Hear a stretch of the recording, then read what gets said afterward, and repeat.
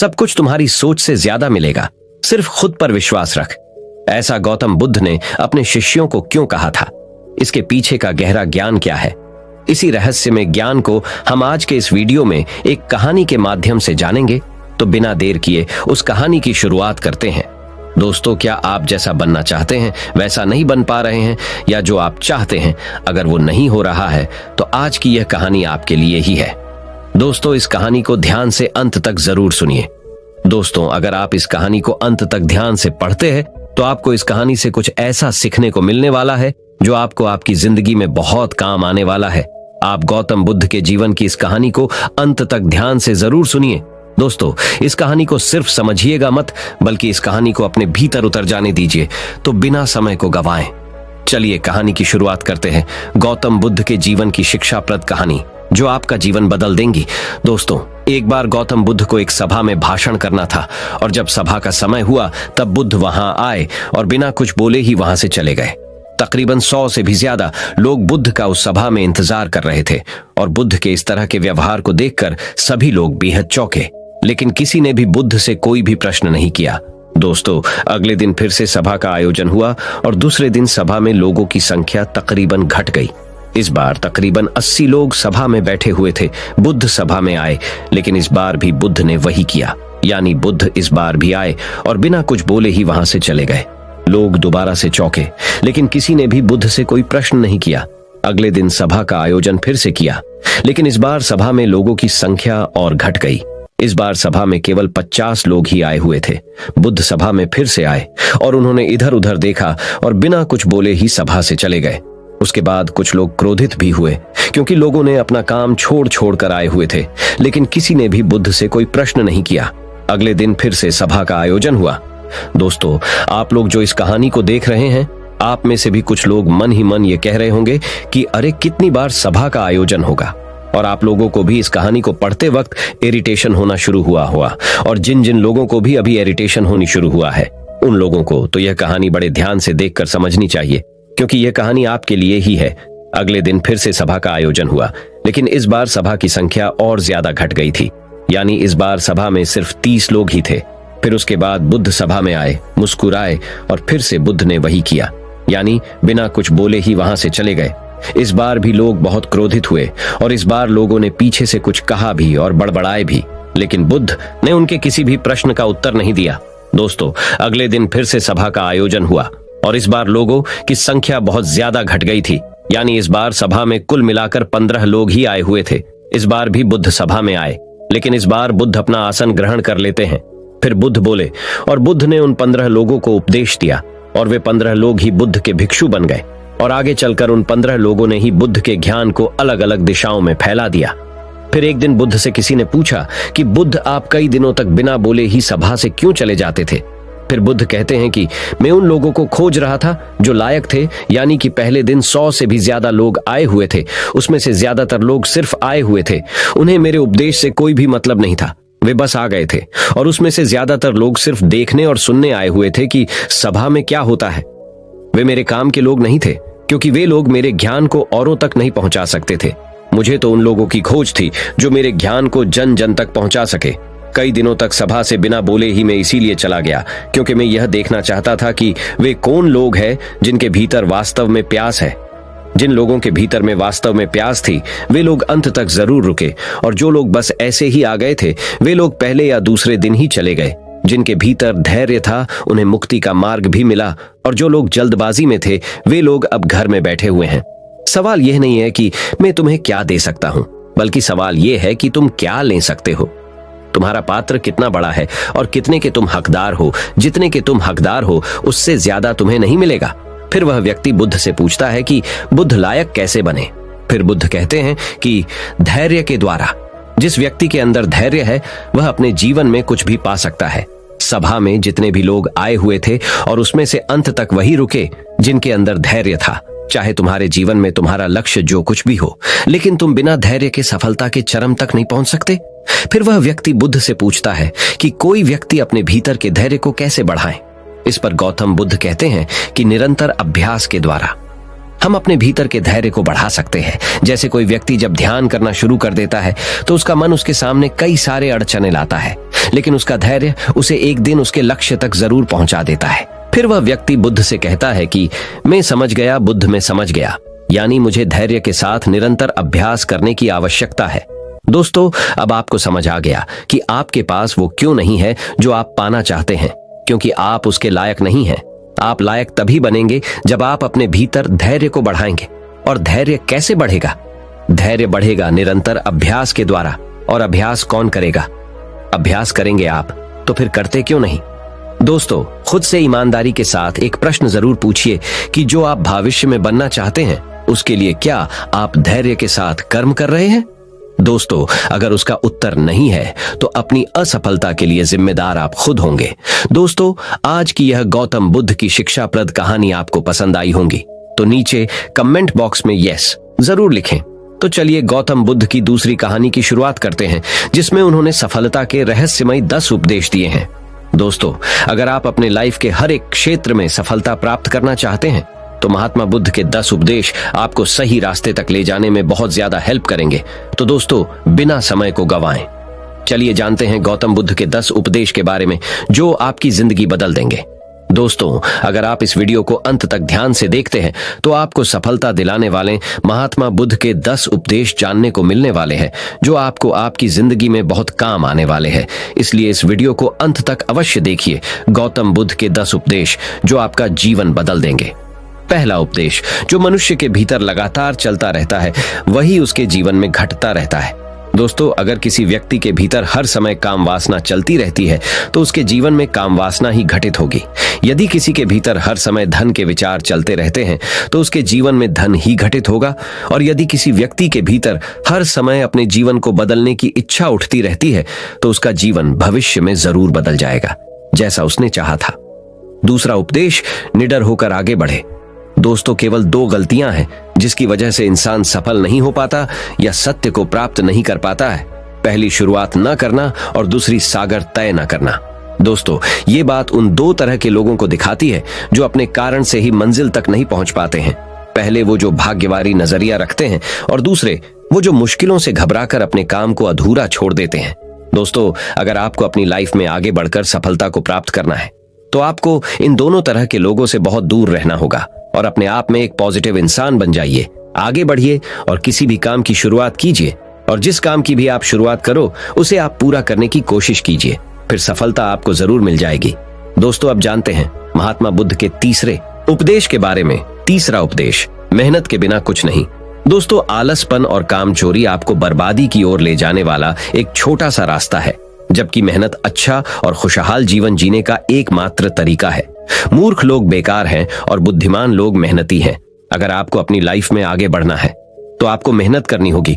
दोस्तों, मूर्खों की तरह बैठे बैठे कुछ भी नहीं मिलता है और सुनने से कुछ नहीं होता। अगर आपको अपनी लाइफ में आगे बढ़ना है तो आपको उस पर एक्शन लेना बहुत जरूरी पड़ता है। इसीलिए बुद्ध ने कहा है, मेहनत करो, क्योंकि मेहनत के बिना कुछ नहीं होता है। बुद्ध का चौथा उपदेश, खुश रहना है तो अच्छा सोचिए। दोस्तों, बुद्ध ने कहा है कि जैसा हम सोचते हैं ठीक वैसा ही हम बन जाते हैं। जब मन शुद्ध होता है तब प्रसन्नता हमारा ऐसा पीछा करती है जैसे कि हमारी परछाई हमारा पीछा नहीं छोड़ती है। इसीलिए इंसान को हमेशा सकारात्मक बातें सोचनी चाहिए ताकि हर कठिन से भी कठिन परिस्थिति में वो आशा की किरण ढूंढ सके और अपनी लाइफ में खुश रह सके। सोच व्यक्ति के जीवन को बना भी सकती है और बिगाड़ भी सकती है, क्योंकि दोस्तों, जैसा व्यक्ति सोचता है वैसा ही वह बनता चला जाता है। आपकी सोच का निर्माण होता है आपकी 5 इंद्रियों के द्वारा, और वो 5 इंद्रिय है आंख, कान, नाक, जीभ और त्वचा। जैसी भी जानकारी आप इन 5 इंद्रियों के द्वारा अपने अंदर लेते हैं वैसे ही आपकी सोच बन जाती है, और जैसी आपकी सोच बनती है वैसा ही आपका जीवन बन जाता है। इसीलिए अगर आप खुश रहना चाहते हो तो अच्छा सोचिए। बुद्ध का 5वां उपदेश, वर्तमान में जिए। दोस्तों, महात्मा बुद्ध ने कहा है कि अपने आज में जिए और भविष्य का सपना मत देखिए। अपने मन को हमेशा वर्तमान क्षण पर केंद्रित करें, क्योंकि यही एक रास्ता है अपने दुख और चिंताओं से मुक्ति पाने का, और यही तरीका आपको शांति की ओर ले जा सकता है। दोस्तों, ये सभी बातें हम सब पर लागू होती है, क्योंकि अक्सर हम अपनी बुरी आदतों का रोना रोते हैं या बेहतर भविष्य की कामना करते हैं, जिसके वजह से हम परेशान हो जाते हैं और उसके वजह से हम अपना आज खराब कर लेते हैं। जबकि आज ही सत्य है। दोस्तों, अगर हम अपना आज सुधार लेते हैं तो हमारा आने वाला कल अपने आप ठीक हो जाएगा और हमें जिस चीज में खुशी चाहिए उसे हम आज ही के समय में पा लेंगे। छठा बुद्ध का उपदेश, शांति से रहना है तो शांति रहने दो। दोस्तों, बुद्ध ने कहा है कि जो आपको प्राप्त हुआ है उसकी तारीफ न करें और ना ही दूसरों से ईर्ष्या करें। जो लोग दूसरों से ईर्ष्या करते हैं वे लोग मन ही मन शांति कभी प्राप्त नहीं करते। या इसलिए खुद भी खुश रहिए और दूसरों को भी खुश रहने दें। दोस्तों, जो इंसान दूसरों से नफरत करता है वो कभी भी खुश नहीं रह सकता है और उसकी जिंदगी में कभी भी खुशी नहीं आती है। इसीलिए अगर आपको खुश रहना है तो आप दूसरों को शांति से रहने दें। बुद्ध का सातवां उपदेश, अच्छी संगत में रहे। दोस्तों, बुद्ध ने कहा है कि एक जंगली जानवर के मुकाबले एक कपटी और बुरा मित्र ज्यादा खतरनाक होता है। एक जंगली जानवर सिर्फ आपके शरीर को घाव कर सकता है, लेकिन एक बुरा मित्र आपके मन पर घाव कर सकता है। इसीलिए इंसान के सामाजिक और मानसिक विकास के लिए उसके आसपास के वातावरण पर जोर दिया जाता है। जैसी आपकी संगति होगी ठीक वैसे आप बनते जाएंगे। जैसी संगति में हम रहेंगे वैसा हमारा व्यवहार होगा और वैसी ही हमारी जिंदगी बनेगी। इसीलिए बुद्ध ने कहा है कि हमेशा अच्छी संगत में रहे, ना कि बुरी संगत में। बुद्ध का 8वां उपदेश, अपने मन को नियंत्रित करे। दोस्तों, बुद्ध ने कहा है कि ना ही संसार बुरा है और ना ही सन्यास बुरा है। अगर कुछ बुरा है तो वो है व्यक्ति का विचलित मन, जो उसे कहीं टिकने नहीं देता है। इसीलिए हमें हर क्षण अपने मन को समझने का प्रयास करना चाहिए। दोस्तों, जो लोग अक्सर थका हुआ महसूस करते हैं उन्हें मैं बताना चाहता हूं कि आपकी थकावट का कारण यही है कि आपके मन में अनगिनत विचार चल रहे हैं जो कि आपके शरीर की ऊर्जा को खत्म कर रहे हैं। बुद्ध का 9वां उपदेश, व्यक्ति को व्यभिचार नहीं करना चाहिए। दोस्तों, बुद्ध ने कहा है कि व्यक्ति को व्यभिचार नहीं करना चाहिए क्योंकि व्यभिचार व्यक्ति को उसकी ही नजरों में छोटा बनाता है और छोटा व्यक्ति कभी भी कुछ बड़ा हासिल नहीं कर सकता। बुद्ध का 10वां उपदेश, क्रोध अग्नि के समान है। दोस्तों, बुद्ध ने कहा है कि क्रोध अग्नि के समान है।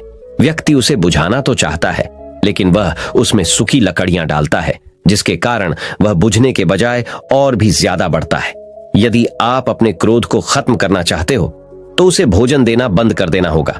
दोस्तों, क्रोध का भोजन है बेवजह की इच्छाएं, अहंकार और जागरूकता की कमी और नासमझी। यदि आप क्रोध को ये सभी भोजन नहीं दोगे तो आपको क्रोध कभी नहीं आएगा। दोस्तों, ये थे वो गौतम बुद्ध के द्वारा दिए उपदेश। आप सभी को कैसे लगे नीचे कमेंट बॉक्स कमेंट करके जरूर बताएं। तो चलिए दोस्तों, अब हम गौतम बुद्ध से जानेंगे दुखों से मुक्ति कैसे पाएं। उसके ऊपर एक प्रेरणादायक कहानी हम आपको अभी सुनाएंगे। तो चलिए उस कहानी की शुरुआत करते हैं। दुखों से मुक्ति की प्रेरणादायक कहानी।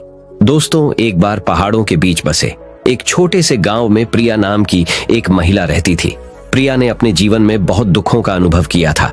उसने कम उम्र में अपने माता पिता को खो दिया था और एक ऐसे व्यक्ति से शादी कर ली थी जो उससे प्यार नहीं करता। प्रिया का पति शराबी था और अक्सर उसे शारीरिक और भावनात्मक रूप से प्रताड़ित करता था।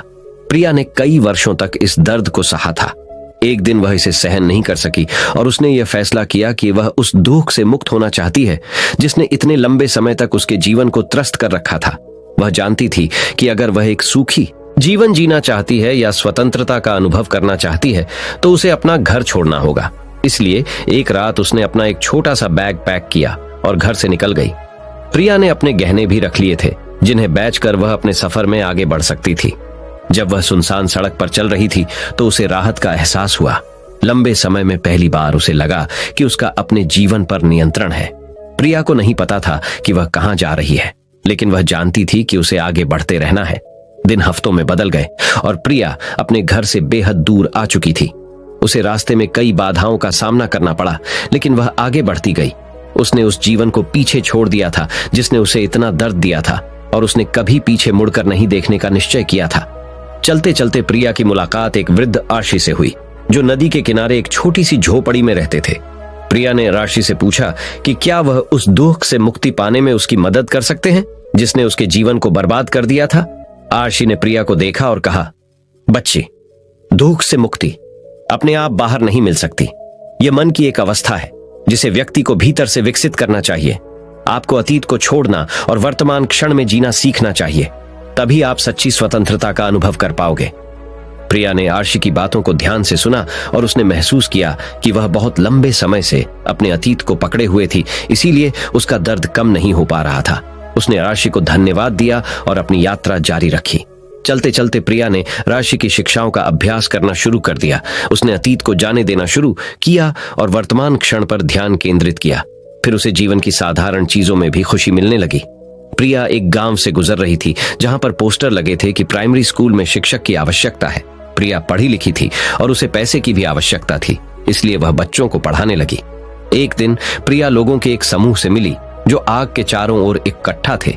वे नाच रहे थे और गा रहे थे और उनकी हंसी हवा में गूंज रही थी।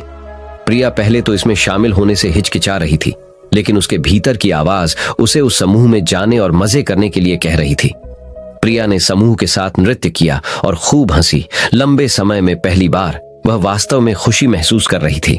उसने महसूस किया कि खुशी कोई ऐसी चीज नहीं है जो खुद के बाहर पाई जा सकती है, बल्कि मन की एक अवस्था है जिसे व्यक्ति को भीतर से विकसित करना होता है। प्रिया को अब दुख से मुक्ति मिल गई थी। अब वह बच्चों को पढ़ाती और अपने अनुभव का उपयोग दूसरों को खुशी का रास्ता खोजने में मदद करने के लिए करती।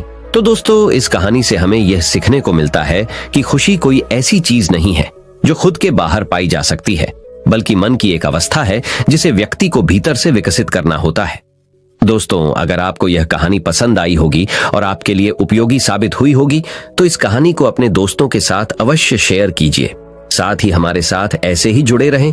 तो चलिए बढ़ते हैं हमारे गौतम बुद्ध की अगली कहानी की तरफ, जो कि आपको जिंदगी की बहुत अच्छी सीख देने वाली है। तो चलिए शुरू करते हैं गौतम बुद्ध की शिक्षाप्रद कहानी।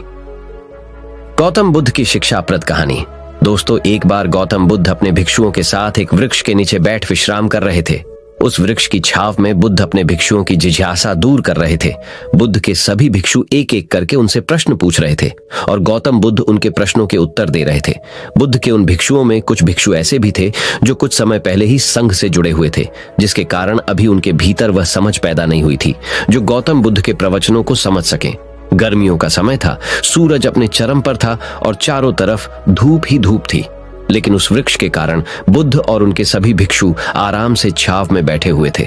इतने में ही गौतम बुद्ध के एक भिक्षु की नजर एक बूढ़े व्यक्ति पर पड़ती है जो उस वृक्ष के पास से ही गुजर रहा था। वह भिक्षु उस बूढ़े व्यक्ति को देखकर अचानक से ही हंसने लगता है। उस बूढ़े व्यक्ति की उम्र बहुत ज्यादा हो गई थी, जिसके कारण उसकी कमर मुड़ गई थी। उस बूढ़े व्यक्ति के हाथ में एक डंडा था जिसका सहारा लेकर वो बूढ़ा व्यक्ति अपनी मंजिल तक पहुंचने का प्रयास कर रहा था।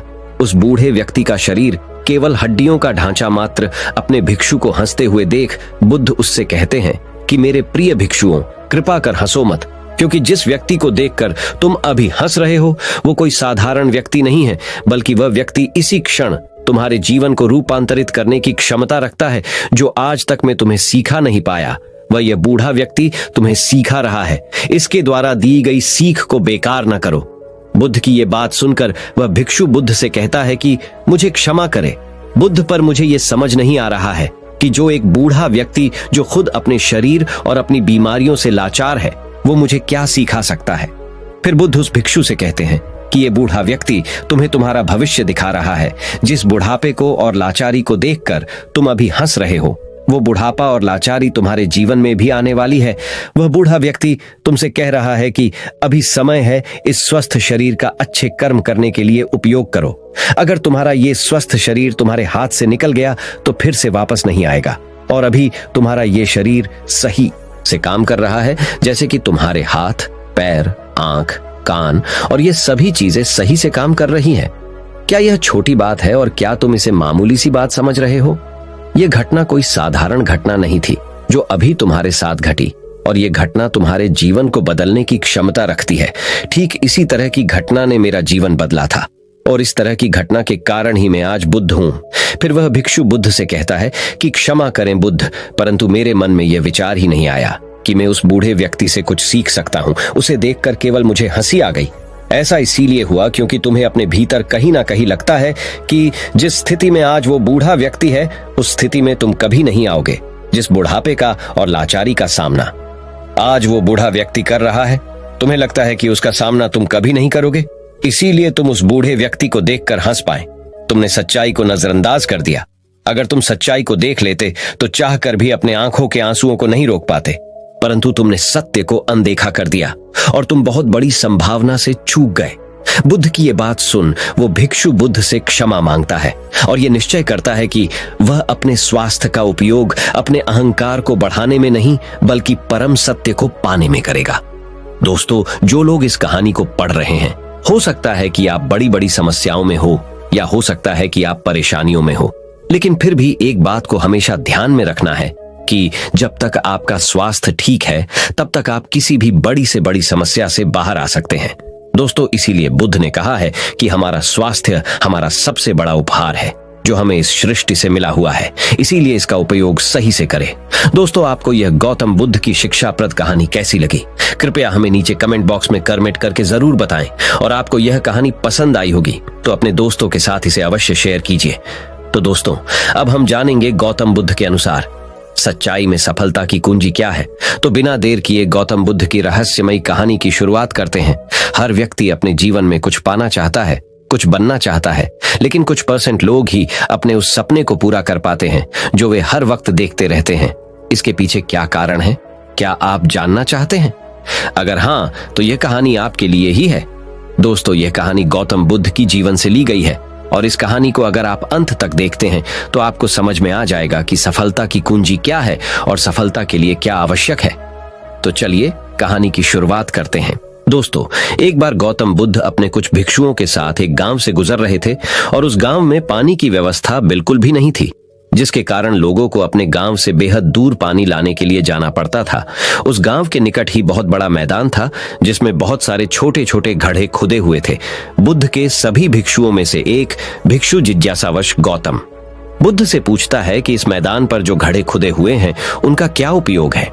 अपने भिक्षु का प्रश्न सुनकर बुद्ध मुस्कुराते हैं और कहते हैं कि मेरे प्रिय भिक्षु, इस गांव में पानी की बड़ी समस्या है और इसीलिए इस गांव के लोगों ने पानी की खोज में ये छोटे छोटे गड्ढे खोदे हुए हैं। सुनते ही वह बौद्ध भिक्षु दौड़कर वहां पर चला जाता है और उन गड्ढों में पानी खोजने लगता है, परंतु उस बौद्ध भिक्षु को उन गड्ढों में एक पानी की बूंद भी नहीं मिलती। उसके बाद वो गौतम बुद्ध के पास वापस आकर पूछता है कि बुद्ध, इन गड्ढों में तो पानी है ही नहीं।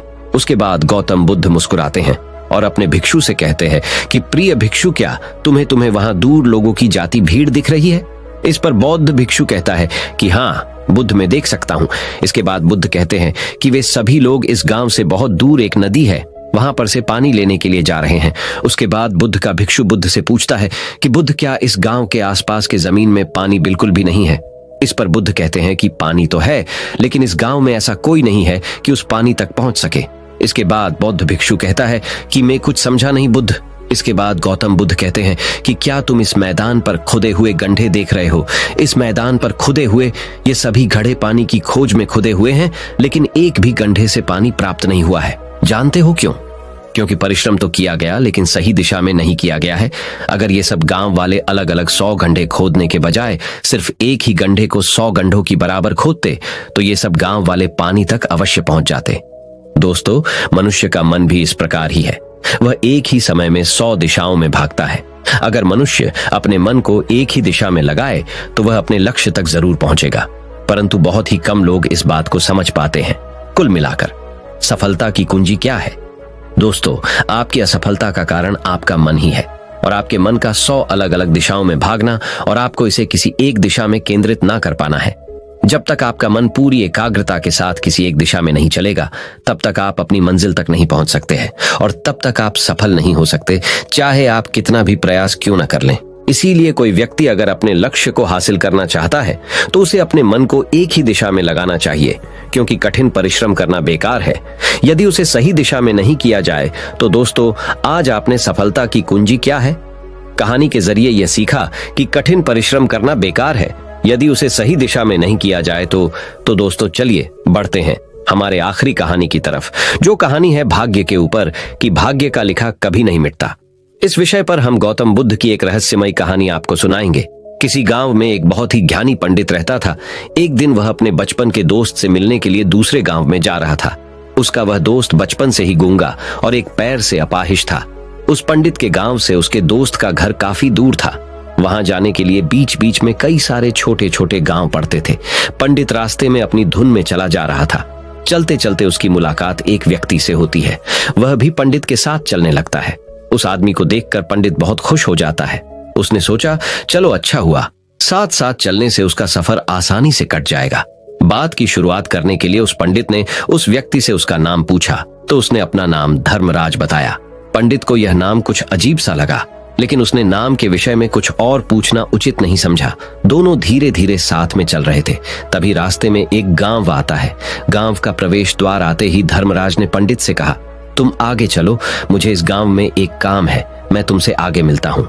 पंडित ने कहा ठीक है। वह आगे के रास्ते पे चला जाता है। कुछ देर बाद उस गांव में खबर फैली कि एक व्यक्ति को सांड ने अपनी सींग में फंसाकर मार दिया है। जैसे ही सांड ने उस व्यक्ति को मारा, ठीक कुछ ही देर में धर्मराज पंडित के पास आ गया। फिर दोनों चलना शुरू कर देते हैं और चलते चलते एक दूसरे गांव के द्वार पर पहुंच जाते हैं। उस गांव के बाहर एक बड़ा और विशाल मंदिर बना हुआ था। वहां पर आराम करने की सुविधा काफी बढ़िया लग रही थी। पंडित के दोस्त का घर अभी वहां से बहुत दूर था और रात भी होने वाली थी। तो पंडित ने धर्मराज से कहा, रात होने वाली है, पूरे दिन चलते चलते थक भी चुके हैं और भूख भी लग रही है, तो यहाँ पर भोजन करके यहीं पर हम विश्राम कर लेते हैं, फिर सुबह के समय आराम से आगे की यात्रा जारी करेंगे। धर्मराज ने कहा ठीक है, मुझे इस गांव में किसी को कुछ जरूरी सामान देने जाना है, तुम भोजन करके आराम करो, मैं बाद में आकर भोजन कर लूंगा। इतना कहकर वह वहां से चला जाता है। लेकिन उसके जाते ही कुछ ही देर बाद धुआं उठता हुआ दिखाई देता है और देखते ही देखते पूरे गांव में आग लग जाती है। पंडित ने हैरानी से सोचा कि यह धर्मराज जहां भी जाता है वहां कोई ना कोई अनहोनी जरूर हो जाती है, कुछ तो गड़बड़ है इस व्यक्ति में। लेकिन पंडित ने रात्रि में धर्मराज से कुछ भी पूछना उचित नहीं समझा। सुबह होते ही दोनों फिर से अपनी यात्रा शुरू कर देते हैं। कुछ देर चलने के बाद रास्ते में फिर से एक गांव आता है। धर्मराज ने फिर पंडित से कहा, आप आगे चलिए, मुझे इस गांव में अपने मित्र से मिलने जाना है, मैं अपने दोस्त से मिलने के बाद आगे रास्ते में मिलूंगा। यह कहकर धर्मराज वहां से चला गया। लेकिन पंडित इस बार आगे नहीं गया। वहीं खड़ा होकर धर्मराज को देखता रहा कि वह कहां जा रहा है और क्या करता है। तभी थोड़ी देर बाद लोगों की आवाज सुनाई देने लगी कि एक व्यक्ति को सांप ने काट लिया है और उसकी मृत्यु हो गई है। ठीक उसी समय धर्मराज फिर पंडित के पास पहुंच गया। लेकिन इस बार पंडित से रहा नहीं गया और उसने धर्मराज से पूछ ही लिया कि तुम जिस भी गांव में जाते हो वहां कोई ना कोई अनहोनी जरूर हो जाती है, क्या तुम मुझे बता सकते हो ये ऐसा क्यों हो रहा है? धर्मराज ने कहा, पंडित जी, आप तो मुझे बहुत ज्ञानी मालूम पड़े थे, इसीलिए मैं आपके साथ चलने लगा था, क्योंकि ज्ञानियों का साथ बहुत अच्छा होता है, परंतु आप अभी तक समझ नहीं पाए कि मैं कौन हूं। पंडित ने कहा, मैं समझ गया हूं, लेकिन मुझे कुछ शंका है, अगर आप ही अपना उपयुक्त परिचय दे दें तो मेरे लिए आसानी होगी। तब धर्मराज ने जवाब दिया कि मैं यमदूत हूं और यमराज की आज्ञा से उन लोगों के प्राण हरण करता हूं जिनकी उम्र पूरी हो चुकी है। हालांकि पंडित को पहले से ही इस बात की आशंका थी, फिर भी धर्मराज के मुंह से ये बातें सुनकर वह घबरा गया। लेकिन वह हिम्मत करके पूछता है कि अगर तुम सच में यमदूत हो तो मुझे बताओ, अगली मृत्यु किसकी है? धर्मराज ने जवाब दिया, अगली मृत्यु तुम्हारे उसी मित्र की है जिससे तुम मिलने जा रहे हो, और उसकी मृत्यु का कारण भी तुम ही बनोगे। ये बात सुनकर पंडित सहम गया और सोच में पड़ गया कि अगर सच में यह धर्मराज यमदूत हुआ तो उसकी बात भी सच होगी और उसके कारण मेरे बचपन के सबसे अच्छे मित्र की मृत्यु हो जाएगी। तो सबसे अच्छा तो यही होगा कि मैं अपने मित्र से मिलने ही ना जाऊं, कम से कम मैं उसकी मृत्यु का कारण तो नहीं बनूंगा। धर्मराज ने मुस्कुराते हुए कहा, तुम जो सोच रहे हो वो सब मुझे पता है, मगर तुम्हारे अपने मित्र से मिलने ना जाने से नियति नहीं बदल जाएगी। तुम्हारे मित्र की मृत्यु तो निश्चित है और वह अगले कुछ ही पलों में घटित होने वाली है। महाकाल के मुंह से ऐसी बातें सुनकर पंडित को झटका लगा, क्योंकि महाकाल ने पंडित के मन की बातें पढ़ ली थी, जो कि एक सामान्य व्यक्ति के लिए संभव नहीं है। अब पंडित को विश्वास हो गया कि यह धर्मराज सचमुच में यमदूत ही है। जब पंडित को यह पूर्ण विश्वास हो गया कि धर्मराज जी यमदूत है तो वह घबरा गया। वह अपने मित्र की मृत्यु का कारण नहीं बनना चाहता था, इसलिए वह पलटकर अपने गांव की तरफ वापस जाने लगा। लेकिन जैसे ही पंडित वापस जाने के लिए मुड़ा, उसने देखा कि उसका मित्र तेजी से उसकी तरफ चला आ रहा है, जो कि पंडित को देखकर अत्यंत प्रसन्न दिखाई पड़ रही थी। अपने मित्र के आने की गति को देखकर पंडित को ऐसा लगा कि जैसे उसका मित्र काफी देर से उसका ही पीछा कर रहा है, लेकिन वह बचपन से ही गूंगा था और एक पैर से लंगड़ा भी था, इसलिए ना तो वह पंडित को आवाज देकर रोक पाया था और ना ही उस तक पहुंच पा रहा था। लेकिन जैसे ही वह पंडित के पास पहुंचा, अचानक ही जमीन पर गिर पड़ा और उसकी मृत्यु हो गई। पंडित हक्का बक्का होकर धर्मराज की ओर देखने लगा, जैसे कि वह पूछना चाह रहा हो कि आखिर क्या हुआ। धर्मराज पंडित के मन में उठ रहे प्रश्नों को समझ गया और बोला, तुम्हारे मित्र ने पिछले गांव में ही तुम्हें देख लिया था और मैं वहीं से ही तुम्हारा पीछा कर रहा था, लेकिन गूंगा और लंगड़ा होने की वजह से वह तुम तक नहीं पहुंच पाया। उसने अपनी पूरी ताकत लगाकर तुम तक पहुंचने का प्रयास किया, लेकिन बुढ़ापे में बचपन जैसी ताकत नहीं होती, इसलिए हार्ट अटैक होने के कारण उसकी मृत्यु हो गई, क्योंकि वह तुमसे मिलने के लिए अपनी सीमाओं को तोड़कर तुम्हारे पीछे भाग रहा था। इसलिए अपने मित्र की मृत्यु का कारण भी तुम ही कहलाओगे। अब पंडित को पूर्णतः विश्वास हो गया था कि धर्मराज एक यमदूत है और उसका कार्य जीवों के प्राण हरना है। लेकिन पंडित एक ज्ञानी व्यक्ति था। वह यह भी जानता था कि मृत्यु पर किसी का वश नहीं है, सबको एक न एक दिन मरना ही है। यही सोचकर उसने अपने आप को संभाल लिया। लेकिन अचानक ही पंडित के मन में अपनी मृत्यु के बारे में जानने की इच्छा हुई। इसलिए उसने धर्मराज से पूछा कि जब मृत्यु मेरे दोस्त की होनी थी तो तुम शुरू से ही मेरे साथ क्यों चल रहे थे? यह प्रश्न सुनकर धर्मराज जोर से हंसा और बोला, मैं तो हर पल हर क्षण सभी के साथ चलता हूं, किंतु लोग पहचान नहीं पाते, क्योंकि लोगों के पास अपनी समस्याओं के अलावा किसी और व्यक्ति, वस्तु या घटना के बारे में सोचने, समझने या उसे देखने का समय ही नहीं होता। पंडित ने कहा, तो क्या तुम ये बता सकते हो कि मेरी मृत्यु कब, कहां और कैसे होगी? महाकाल ने कहा, हालांकि किसी भी सामान्य जीव के लिए अपनी मृत्यु के बारे में जानना ठीक नहीं है, क्योंकि कोई भी जीव हो वो अपनी मृत्यु के बारे में जानकर बहुत दुखी हो जाता है। हालांकि तुम ज्ञानी व्यक्ति मालूम पड़ते हो और तुमने जिस तरीके से अपने मित्र की मृत्यु को सहन कर लिया है, उसे देखकर लगता है कि तुम अपनी मृत्यु के बारे में जानकर भी दुखी नहीं होगे। तो तुम्हारी मृत्यु आज से ठीक 6 महीने बाद आज ही के दिन किसी दूसरे राज्य में फांसी लगने से होगी। और सबसे हैरानी की बात तो ये होगी कि तुम स्वयं ही खुशी से उस फांसी को स्वीकार कर लोगे। इतना कहकर धर्मराज वहां से चला गया, क्योंकि अब धर्मराज के पास पंडित के साथ चलते रहने का कोई कारण न था। इसके बाद पंडित ने अपने मित्र के शरीर का अंतिम संस्कार किया और यथाशक्ति उसके क्रियाकर्म करके अपने गांव वापस आ गया। लेकिन कोई व्यक्ति कितना भी ज्ञानी क्यों ना हो, अपनी मृत्यु के बारे में जानकर दुखी तो होता ही है और मृत्यु से बचने का कोई ना कोई उपाय भी खोजता है। तो पंडित ने भी वही किया। क्योंकि पंडित विद्वान था, इसलिए उसकी पहचान उस राज्य के राजा तक थी। पंडित ने सोचा कि राजा के पास तो कई सारे ज्ञानी मंत्री हैं, वो मेरी मृत्यु से संबंधित समस्या का कोई ना कोई समाधान निकाल ही लेंगे। पंडित यही सब सोचता हुआ राज दरबार में पहुंच जाता है और राजा से सारी घटना के बारे में बताता है। राजा ने अपने मंत्रियों को सारी समस्या बताई और उनसे सलाह मांगी। अंत में सभी ने विचार विमर्श करके कहा, अगर पंडित की बात सही है तो उसकी मृत्यु भी 6 महीने बाद ही होगी। लेकिन मृत्यु तो तब होगी जब वह किसी दूसरे राज्य में जाएगा। यदि वह किसी दूसरे राज्य में जाए ही ना तो मृत्यु ही नहीं होगी। मंत्रियों की यह सलाह राजा को भी सही लगी। इसके बाद पंडित के रहने की सारी व्यवस्था महल में ही कर दी गई और राजा के आदेश के बिना उस पंडित से किसी को भी नहीं मिलने दिया जाता था। लेकिन पंडित कहीं भी आ जा सकता था, ताकि पंडित को ये ना लगे कि वो राजा की कैद में है। परंतु पंडित डर के मारे स्वयं ही कहीं आता जाता नहीं था। धीरे धीरे महीने गुजर गए और पंडित की मृत्यु का समय नजदीक आने लगा और अंततः वह भी दिन आ गया जिस दिन पंडित की मृत्यु होनी थी। तो जिस दिन पंडित की मृत्यु होनी थी उसके एक रात पहले पंडित डर के मारे जल्दी ही सो गया, ताकि जल्दी से वह रात बीत जाए और अगला दिन आ जाए, ताकि मृत्यु टल सके। लेकिन पंडित को नींद में चलने की बीमारी थी और अपनी इस बीमारी के बारे में वह स्वयं ही नहीं जानता था। तो फिर राजा, मंत्री या किसी वैद्य को इसके बारे में बताने का कोई प्रश्न ही नहीं उठता। पंडित अपनी मृत्यु को लेकर बहुत चिंतित था। वह पिछले कई दिनों से ठीक से सो भी नहीं पा रहा था और नींद में चलने की बीमारी भी तभी होती है जब व्यक्ति ठीक से सो नहीं पा रहा हो। तो उस रात भी पंडित को नींद में चलने का दौरा पड़ा। वह उठा और महल से निकलकर अस्तबल में गया। क्योंकि पंडित राजा का खास मेहमान था, इसलिए किसी भी पहरेदार ने उसे नहीं रोका और न ही किसी तरह की कोई पूछताछ की। अस्तबल में पहुंचकर वह सबसे तेज चलने वाले घोड़े की पीठ पर सवार होकर नींद में ही अपने राज्य की सीमा से बाहर दूसरे पड़ोसी राज्य में चला गया। इतना ही नहीं, वह दूसरे राज्य के राजा के महल में पहुंच उस महल के पहरेदारों ने भी उसे नहीं रोका और न ही कोई पूछताछ की। सभी लोग रात्रि का अंतिम प्रहार होने के कारण गहरी नींद में थे। वह पंडित सीधे राजा के सैन्य कक्ष में पहुंचा, जहां राजा और रानी सो रहे थे। वह पंडित वहीं जाकर सो गया। सुबह हुई तो राजा ने पंडित को रानी के बगल में सोया हुआ देखा तो है बहुत क्रोधित हो गया। राजा ने पंडित को कैद करने का आदेश दे दिया। पंडित गिरफ्तार हो गया, लेकिन पंडित तो भौचक्का था। उसे तो कुछ समझ नहीं आ रहा था कि आखिर वह दूसरे राज्य में और राजा के सैन्य में कैसे पहुंचा। लेकिन वहां उसकी ये सब सुनने वाला कोई नहीं था। राजा ने पंडित को दरबार में पेश करने का आदेश दिया। कुछ देर बाद उस पंडित को दरबार में लाया गया। पंडित को देखते ही राजा इतना आग बबूला हो गया कि उसे फांसी पर चढ़ा देने का हुक्म सुना दिया। फांसी की सजा सुनकर पंडित कांप गया, लेकिन फिर भी थोड़ी सी हिम्मत जुटाकर राजा से बोला, महाराज, मैं नहीं जानता कि मैं राजमहल तक कैसे पहुंचा।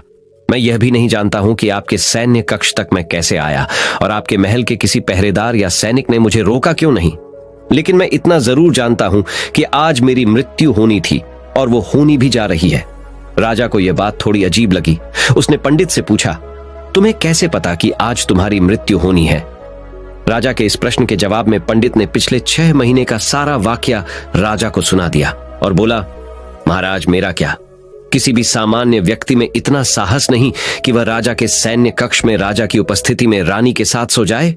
राजा को पंडित की बात में थोड़ा तर्क दिखाई पड़ा, परंतु उसने सोचा कि यह मृत्यु से बचने के लिए धर्मराज और उसके द्वारा अपनी मृत्यु की भविष्यवाणी की कहानी बना रहा है। इसलिए राजा ने पंडित से कहा, यदि तुम्हारी बात सत्य है और आज ये तुम्हारी मृत्यु का दिन है, जैसा कि यमदूत धर्मराज ने तुमसे कहा था, तो आज तुम्हारी मृत्यु का कारण मैं नहीं बनूंगा। लेकिन यदि तुम्हारी बात झूठी निकली तो निश्चित ही आज तुम्हारी मृत्यु का दिन होगा, क्योंकि जिस राज्य से पंडित आया था उस राज्य का राजा इस राजा का मित्र था। इसलिए इस राजा ने तुरंत अपने कुछ सैनिकों को पड़ोसी राजा के पास भेजकर पंडित की बात की, सत्यता का प्रमाण मांगा। भेजे गए सैनिक शाम तक लौटे और उन्होंने राजा को बताया कि महाराज, पंडित जो कुछ भी कह रहा है वो सब सत्य है।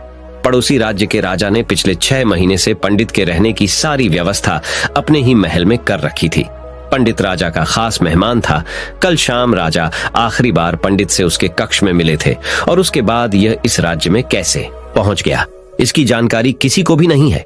इसलिए उस राज्य के राजा के अनुसार पंडित को फांसी की सजा देना ठीक नहीं है। लेकिन राजा के सामने एक नई समस्या थी, क्योंकि उसने बिना पूरी बात जाने ही पंडित को फांसी की सजा सुना दी थी। इसलिए अगर पंडित को फांसी नहीं दी जाती तो राजा के वचन का अपमान हो जाएगा। लेकिन अगर राजा की बात का मान रखा जाए तो बेवजह ही एक निर्दोष व्यक्ति की मौत हो जाएगी। राजा ने अपने सभी मंत्रियों से इस बारे में सुझाव मांगा तो मंत्रियों ने राजा को सुझाव दिया कि महाराज, पंडित को एक कच्चे सूत के धागे से फांसी लगवा दी जाए। इससे आपके कथन का भी मान रह जाएगा और कच्चे सूत के धागे से पंडित को फांसी भी नहीं लगेगी और उसके प्राण भी बच जाएंगे। राजा को मंत्रियों का यह सुझाव पसंद आया और उसने ऐसा ही करने का आदेश दे दिया। पंडित के लिए कच्चे सूत के धागे से फांसी का फंदा बनाया गया और नियम के अनुसार पंडित को फांसी पर चढ़ाया जाने लगा। सभी लोग बहुत खुश थे कि ना तो पंडित मरेगा और ना ही राजा का वचन खाली जाएगा। पंडित को भी पूर्ण विश्वास था, ये सूत के धागे से तो उसकी मृत्यु हो ही नहीं सकती। इसलिए उसी पर चढ़ने के लिए तैयार हो गया। जैसा कि धर्मराज ने भविष्यवाणी की थी कि तुम खुद ही अपनी फांसी को स्वीकार करोगे। लेकिन जैसे ही पंडित को फांसी दी गई, सूत का धागा तो टूट गया, लेकिन टूटने से पहले उसने अपना काम कर दिया था। पंडित के गले की एक नस सूत के धागे के झटके से कट चुकी थी और पंडित जमीन पर पड़ा तड़प रहा था। उसी पल उसके गले से खून की फुहार निकल रही थी और देखते ही देखते पंडित का शरीर पूरी तरह से शांत हो गया। सभी लोग आश्चर्यचकित थे और पंडित को मरता हुआ देख रहे थे। किसी को विश्वास नहीं हो रहा था कि कच्चे सूत के धागे से भी किसी इंसान की मृत्यु हो सकती है। लेकिन घटना तो घट चुकी थी। नियति ने अपना काम कर दिया था और धर्मराज की भविष्यवाणी सच हो चुकी थी। श्रीमद् भागवत गीता में भगवान श्री कृष्ण ने कहा है, जो होना होता है वो होकर ही रहता है।